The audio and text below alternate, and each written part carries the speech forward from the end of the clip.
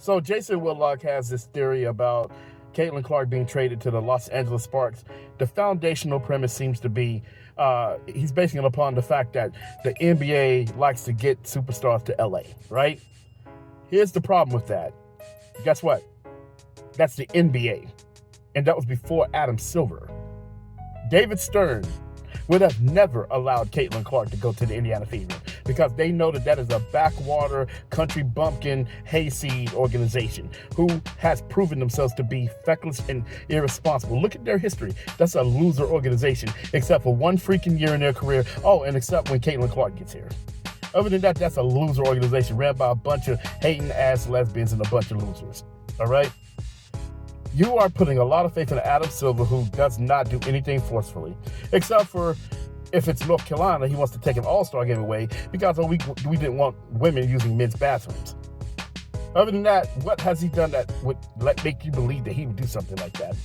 That would be, quote, in the best interest of the league, please. Do you really think Kathy Engelbert would join him in this? Kathy would be more concerned about, how it looks to the rest of the black angry lesbians and how unfair it is to the league and all this sort of stuff.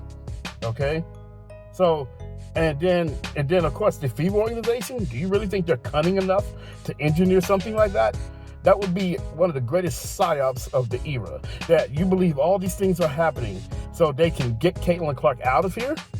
And so that, the Fever can say, hey, we had to get rid of her because she was a diva. I get that, but that doesn't make sense because you're damaging her trade value. The more of the stuff you're doing to her, you're damaging her trade value. Yes, I get it. She's Caitlin Clark. She's a generational talent, but guess what? They are diminishing that generational talent status every freaking game. All right. So I just don't buy it. I just don't think the Fever are that cunning.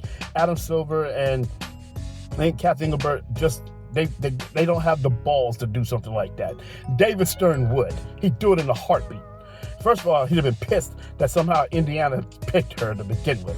This is the man who got Patrick Ewing to the Knicks and LeBron James to Cleveland. This is the man who got Kobe Bryant to LA. No, miss me with all this. Oh, the Charlotte Hornets picked Kobe Bryant. Yeah, right. Yeah, they did on the surface, but we all know that deal was engineered well before that. Kobe Bryant was not going to languish in Charlotte, North Carolina. It wasn't going to happen.